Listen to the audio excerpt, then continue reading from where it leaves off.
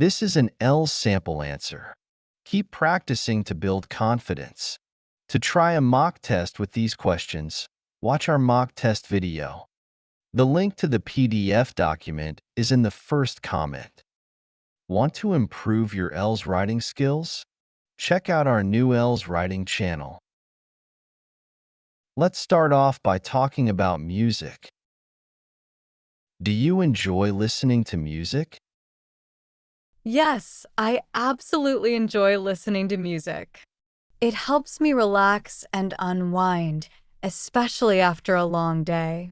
Whether I'm working, driving, or just relaxing at home, music always sets the right mood for me. What's your favorite type of music? I really enjoy classical music. It's soothing and helps me concentrate, especially when I'm reading or working. Composers like Mozart and Beethoven create such timeless pieces that can evoke a range of emotions, like relaxation and inspiration. Have your music preferences changed over time? Yes, when I was younger, I used to listen to rock and hip hop, but now I prefer softer and more relaxing genres like classical music. I think it reflects how my personality and lifestyle have evolved over time. Do you think music is important in people's lives? Definitely. Music plays a huge role in bringing people together, expressing emotions, and even improving mental health. For instance, when people feel stressed, listening to calming music can help them feel more relaxed. Can you play any musical instruments? Unfortunately, I don't play any instruments, but I've always wanted to learn the guitar. It's such a versatile instrument, and I think it would be amazing to play some of my favorite songs. Perhaps I'll take lessons in the future. That's the end of part 1. Now we are going to move to part 2. In this part, you will have 1 minute to prepare and then speak up to 2 minutes. Describe an object you own that is special for you. You should say what it is, when you got it, where you got it, and explain why it is special for you. One special object I own is a watch that was given to me by my grandfather. It's a classic, silver watch with a simple but elegant design.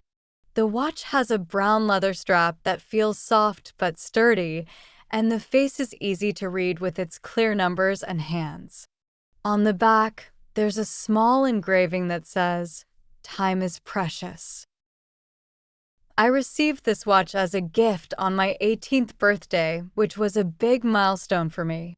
My grandpa told me that it was his favorite watch when he was younger. He said he wanted me to have it as a reminder to use my time wisely.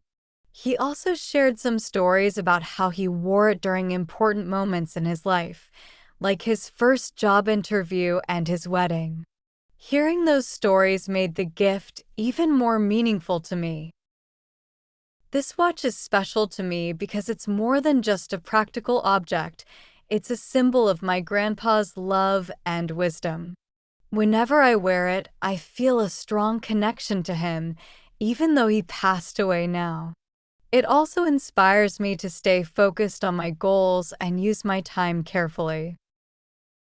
It's not a very expensive watch, but to me, it's priceless because of the sentimental value it holds.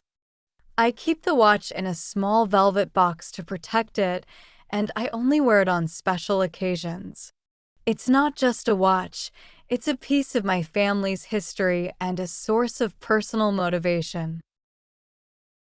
That's the end of part 2.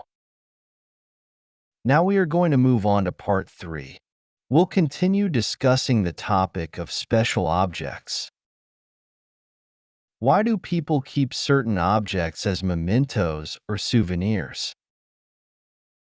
People often keep things like souvenirs or gifts because they remind them of special times, people, or places. For example, someone might save a postcard from a holiday to remember the trip, or keep a gift from a friend to feel close to them. These items help keep memories alive and bring back happy feelings. Do you think the importance of a special object comes more from its financial value or its emotional significance?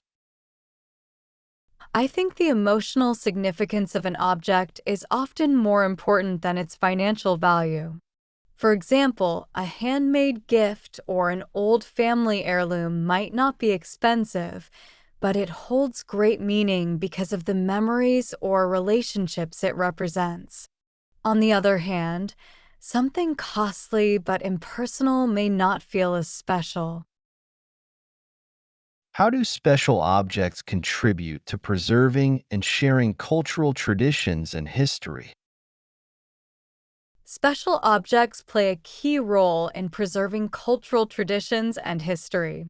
For example, artifacts like traditional clothing, pottery, or tools tell us how people lived in the past. These objects help pass down stories, values, and customs from one generation to the next, allowing people to stay connected to their heritage. Do people in your country have traditions of passing down special objects? Can you give examples? Yes, in my country, it's common for families to hand down heirlooms like jewelry, furniture, or even books. For instance, a grandmother might give her necklace to her granddaughter as a symbol of love and continuity. These traditions create a strong bond between family members and keep memories alive. How has modern technology changed the way people value or preserve meaningful objects?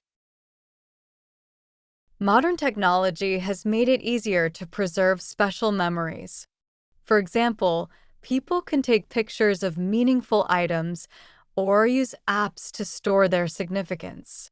Additionally, some technologies can restore old photos, making them vivid and clear again, which brings back meaningful memories. Some apps can even create a video from a single photo. That's the end of the speaking test. Good job.